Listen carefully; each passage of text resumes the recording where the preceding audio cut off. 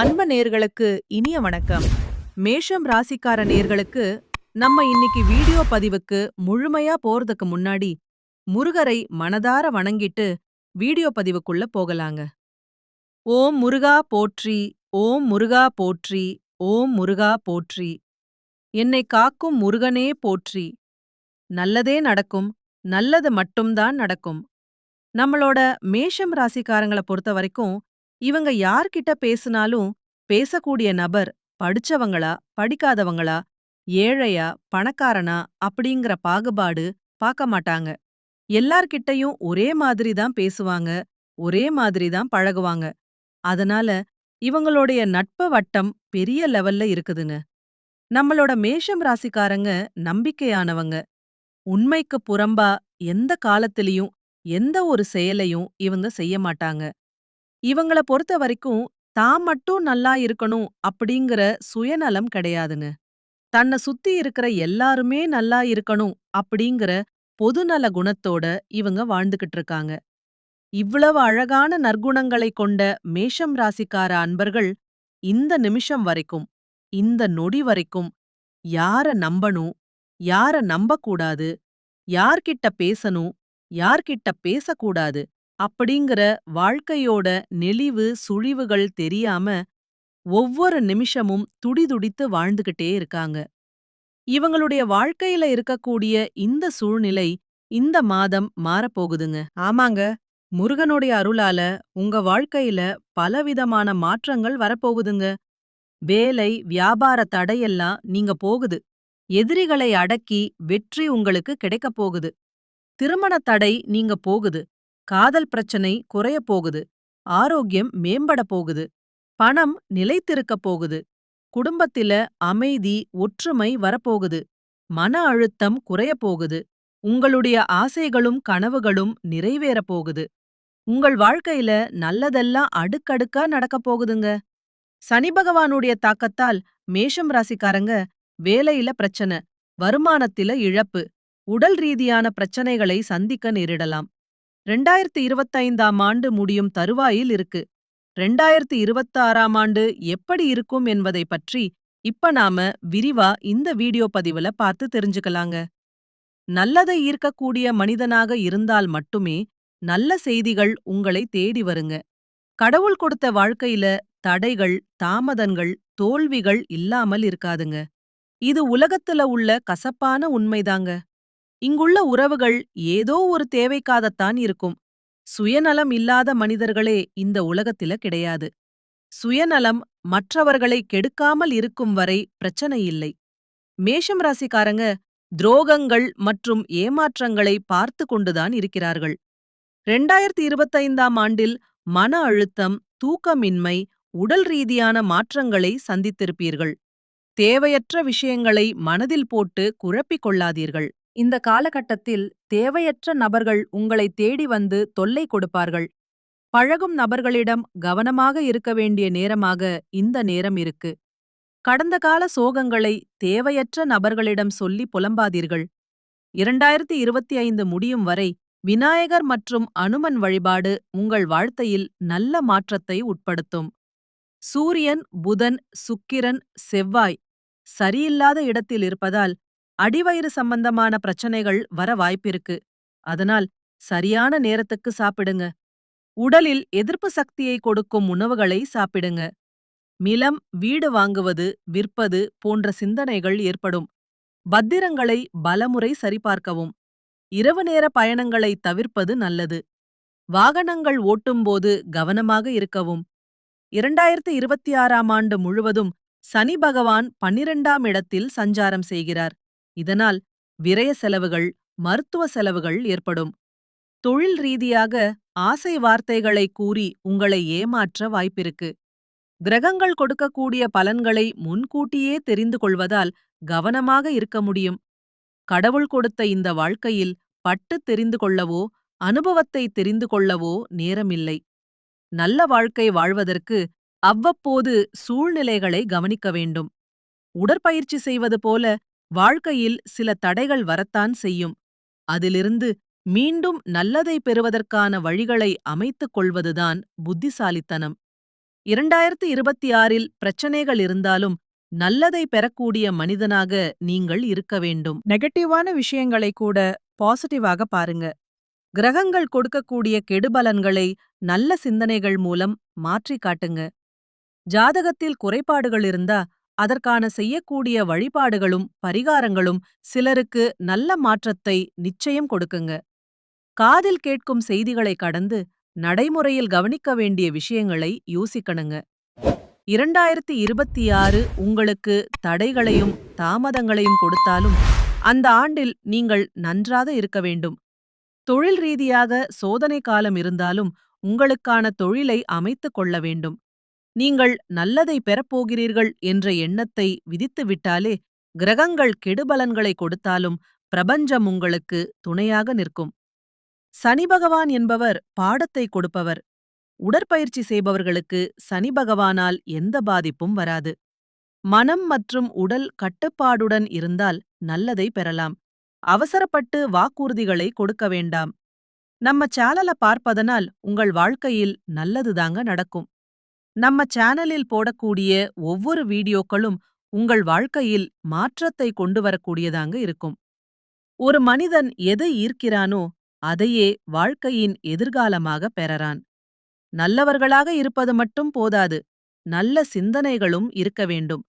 மனிதர்களை கணிக்க கற்றுக்கொள்ள வேண்டுங்க. விளம்பரங்களில் சொல்வதை நம்பி பொருட்களை வாங்குகிறோம்.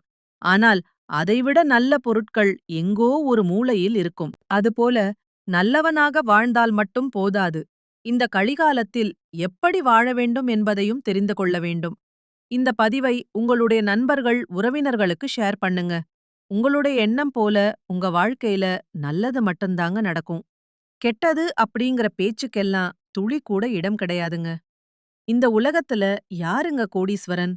கோடி கோடியா பணம் வச்சிருக்கிறவங்களா? பிடிச்ச உணவுகளை சாப்பிடுறவங்களா?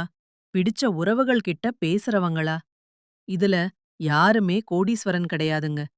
யார் ஒருத்தவங்க நோய் நொடி இல்லாம, மனக்கவலை இல்லாம நிம்மதியா தூங்குறாங்களோ அவங்கதாங்க இந்த உலகத்திலேயே சிறந்த கோடீஸ்வரன். அப்பேற்பட்ட கோடீஸ்வரன் ஆகக்கூடிய யோகம் உங்களுக்கு இந்த மாதம் அமைஞ்சிருக்குதுங்க. உங்க வாழ்க்கையில இனி வரக்கூடிய காலங்கள்ல கவலை, கண்ணீர் அப்படிங்கிற பேச்சுக்கெல்லாம் துளி கூட இடம் கிடையாதுங்க. இதுநாள் வரைக்கும் உங்களுடைய மனசில் இருந்த மனக்கவலைகள் எல்லாம் இனி வரக்கூடிய காலங்கள்ல காணாம போகப் போகுதுங்க. நீங்க சந்தோஷமான, ஆரோக்கியமான வாழ்க்கைய இனி வரக்கூடிய காலங்கள்ல வாழப் போறீங்க. உங்க வாழ்க்கையில சந்தோஷம் நிலைச்சிருக்க போகுதுங்க. நம்மளுடைய மேஷம் ராசியில பிறந்தவங்களுக்கு முருகப்பெருமானின் அருள் எப்போதுமே இருக்குங்க. முருகனின் காயத்திரி மந்திரத்தை துதிப்பதால குருவின் அருளும் சேர்ந்து உங்க வாழ்க்கைய சிறப்படைய செய்யுங்க. மேஷம் ராசிக்காரங்க பிறவியிலேயே முருகப்பெருமானின் அனுக்கிரகம் பெற்றவங்க. அவர்கள் போராடி வெற்றி பெறக்கூடியவங்க. ஏன்னா அவங்களுக்கு போர்க்குணம் கொண்ட முருகனின் ஆசை இருக்குது. எதிரிகள் உங்களை வீழ்த்த நினைச்சாலும் அது கடினம் என்பத அவர்கள் ஒரு காலத்தில உணரக்கூடிய அளவுக்கு முருகர் உங்க வாழ்க்கைக்கு துணை நிப்பாருங்க. மேஷராசிக்கு ஆடு சின்னம். இது முன்னோடித்தன்மை, தைரியம், பிடிவாதம் ஆகியவற்றை குறிக்குதுங்க. ஆடு மலை உச்சிக்கு ஏறுவது போல மேஷம் ராசிக்காரங்க எப்போதும் முன்னேற விரும்புவாங்க. இவங்க ஒரு கூட்டத்துக்கு தலைவரா இருப்பாங்க. சவால்களை நேரடியாக எதிர்கொள்ளக்கூடியவங்களா நம்மளோட மேஷம் ராசிக்காரங்க இருக்காங்க. ஒரு முறை முடிவு செஞ்சுட்டா அத மாத்திக்கொள்ள இவங்க மாட்டவே மாட்டாங்க. வேகமா முடிவெடுப்பாங்க. வெற்றிக்கான பாதையில செல்லக்கூடியவங்களா இவங்க இருக்காங்க. சில சமயங்கள்ல இவங்க வாழ்க்கையில தோல்வியும் வரும். அத கண்டு இவங்க அச்சப்பட மாட்டாங்க. உழைப்பும் முன்னேற்றமும் இவங்களோட அடையாளமா இருக்கு.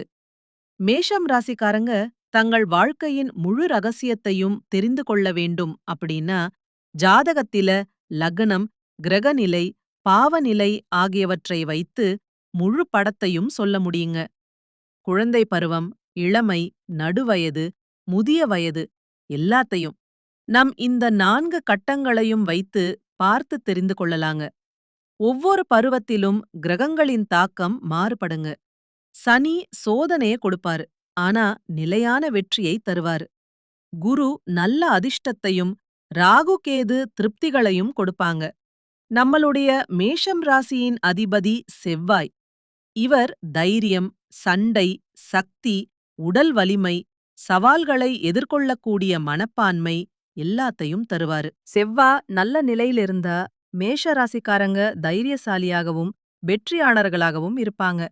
கெட்டுப்போனா கோபம், விபத்து, சண்டை, காயம் எல்லாம் ஏற்படும்.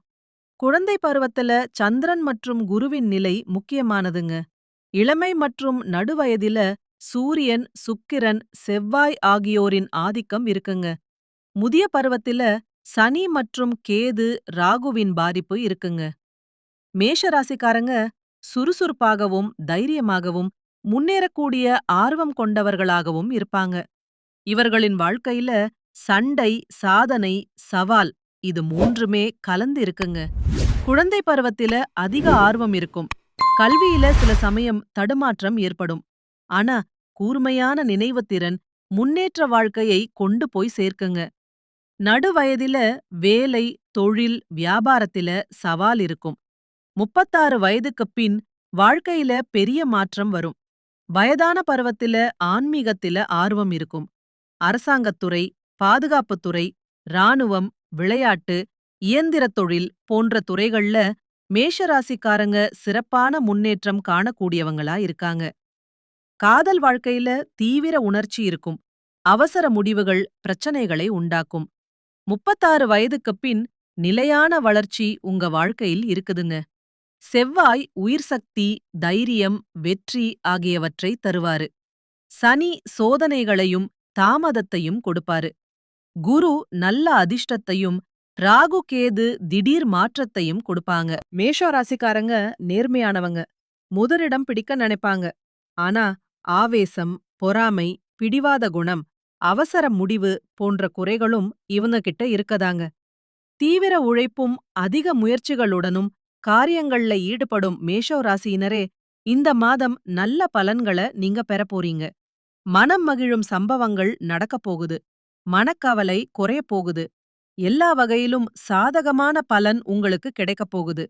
சற்று கூடுதலாக எதிலும் கவனம் செலுத்துவது நல்லதுங்க. திடீர் செலவு உண்டாகலாம். கொஞ்சம் பார்த்து நிதானமா செலவு பண்ணுங்க. திட்டமிட்டபடி செல்ல முடியாமல் பயணத்தினால் தடங்கள் ஏற்படலாம். தொழில் வியாபாரத்துல கூடுதல் லாபம் கிடைக்கும் என்ற தன்னம்பிக்கை ஏற்படுங்க. சரக்குகளை வாடிக்கையாளர்களுக்கு அனுப்பும்போது கவனமா இருந்துக்கோங்க. உத்தியோகத்தில் இருப்பவர்கள் வீண் அலைச்சலை சந்திக்க வேண்டிய சூழ்நிலை வருங்க. கொஞ்சம் கவனமா பார்த்திருந்துக்கோங்க. அலுவலக வேலைகள் உடனே முடியாமல் இடுபறியாக இருக்கும். நல்ல பெயர் கிடைக்க பெறப் போறீங்க. குடும்பத்தில வெளிநபர்களால் ஏதாவது குழப்பம் ஏற்படலாம். கொஞ்சம் கவனமா இருந்துக்கோங்க. சொந்த விஷயங்களுக்கு அடுத்தவர் ஆலோசனையை கேட்கறதை தவிர்ப்பது நல்லதுங்க. கணவன் மனைவி ஒருவருக்கொருவர் மனம் விட்டு பேசுவதன் மூலம் இடைவெளி குறையுங்க. பிள்ளைகள் நலனுக்காக செலவுகள் செய்ய வேண்டிய சூழ்நிலை இருக்குங்க.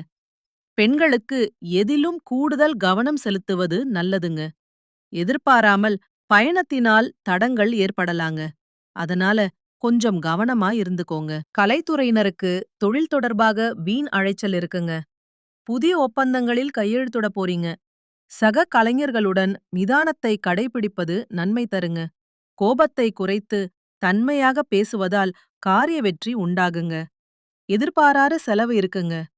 அரசியல் துறையினர் தேவையற்ற அழைச்சலை குறைத்துக் கொள்வது நல்லதுங்க. எல்லா வகையிலும் நன்மை உண்டாகுங்க. மற்றவர்களுக்கு உதவிகள் செய்ய தூண்டுங்க. பிரிந்து செஞ்சவர்கள் மீண்டும் உங்களை வந்து சந்திக்க நேரலாங்க. மாணவர்களுக்கு கல்வியில் சிறந்து விளங்கக்கூடிய மாதமாக இந்த மாதம் அமைஞ்சிருக்குதுங்க. உங்களுடைய ஆசைகளும் கனவுகளும் நிறைவேறப் போகுதுங்க. உங்க குடும்பத்தில இதுநாள் வரைக்கும் இருந்த அனைத்து பிரச்சனைகளுக்கும் தீர்வு கிடைக்கக்கூடிய மாதமாக உங்களுக்கு இந்த மாதம் அமைஞ்சிருக்குதுங்க. குலதெய்வம் எங்கேயோ இருக்குது, என்னமோ இருக்குது அப்படின்னா நீங்க நினைக்க வேண்டாங்க. நீங்க எங்கிருந்தாலும் ஒரு தீபம் ஏத்தி வச்சு, அந்த தீப ஒளியில தெய்வங்கள் இருக்குறாங்க அப்படின்னு நினைச்சு வழிபாடு செய்யுங்க. குலதெய்வமே தெரியாவிட்டாலும் வீட்ல தீபம் ஏற்றி வச்சு, ஏதாவது ஒரு நல்ல நாள்ல குலதெய்வத்தை நினைச்சு வழிபாடு செய்யுங்க. குலதெய்வ வழிபாடு குலம் காக்குங்க. குலம் தழைக்கும். முதல்ல குலதெய்வம், அப்புறம் இஷ்டப்பட்ட தெய்வம், அப்புறம் உங்களுக்கு விருப்பப்பட்ட தெய்வங்க. எந்த கோயிலுக்கு போனாலும், என்ன பண்ணாலும் ஏற்றமில்லை அப்படின்னு நீங்க சொல்லுவீங்க. தனமும் எந்திரிச்ச உடனே சூரிய பகவானை நமஸ்காரம் பண்ணுங்க. அவங்களுடைய அனுக்கிரகம் இருந்தா போதும். மற்ற கிரகங்களெல்லாம் சாதகமா இல்லைனா கூட பரவால்ல. அந்த சூரியனுடைய பிரகாசம் உங்க வாழ்க்கையவே பிரகாசமா மாத்திருங்க. அந்த வெளிச்சம் உங்கள வந்து சேருங்க. உங்க வாழ்க்கையில இருக்கக்கூடிய கண்ணீர் எல்லாம் கரைஞ்சு போயிருங்க. நம்மளுடைய மேஷம் ராசிக்காரங்க 28 வயதுக்கு மேல படிப்படியாகவும், 45 வயதுக்கு மேல பெரும் சாதனைகளையும் செய்வாங்க. இவங்க தேனீயைப் போல் சிறு சிறு சிறுப்பாக இயங்கிக் கொண்டே இருப்பாங்க.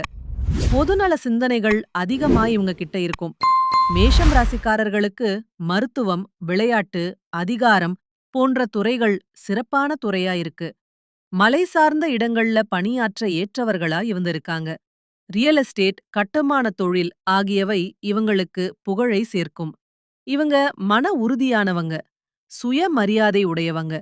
எந்த கஷ்டமான காரியத்தையும் செய்ய தயங்க மாட்டாங்க. நம்மளோட மேஷம் ராசிக்காரங்க காதலிக்கும்போது சிறந்த அன்பை கொடுக்கக்கூடியவங்களா இருப்பாங்க. உணர்வுகளை வெளிப்படையாக காட்டக்கூடியவங்களா இருப்பாங்க. இவங்க சுதந்திரமானவங்க, விசுவாசமானவங்க, சுறுசுறுப்பானவங்க. குடும்ப உறுப்பினர்களுக்கான உறவுகள் இவங்களுக்கு சிக்கலானவையா இருக்கும். ஆனா, அன்பை வெளிப்படுத்துவதுல இவங்க நேர்மையா இருப்பாங்க. சிம்மம், தனுசு, துலாம் ஆகிய ராசிகள் மேஷம் ராசிக்கு மிகவும் பொருத்தமான ராசியா இருக்கு. மகரம், கடகம், ரிஷபம், கடகம், ரிஷபம் ஆகிய ராசிகள் கவனமாக இருக்க வேண்டிய ராசியா இருக்கு.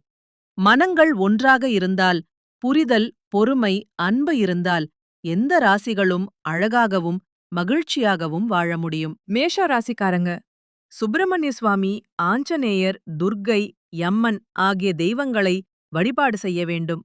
செவ்வாய்க்கிழமைகளில் முருகன் ஆலயத்திற்குச் சென்று அர்ச்சனை, அபிஷேகம் செய்தால் மிகுந்த நன்மை கிடைக்கும். ஹனுமன் வழிபாடு உங்க வாழ்க்கையில பல நன்மைகளை ஏற்படுத்தித் தருங்க. துர்க்கை அம்மனை வழிபட்டு எலுமிச்சை மாலை, வெந்தயம் தீபம் ஏற்றினால் தடைகள் நீங்கி வேகமான முன்னேற்றம் ஏற்படும்.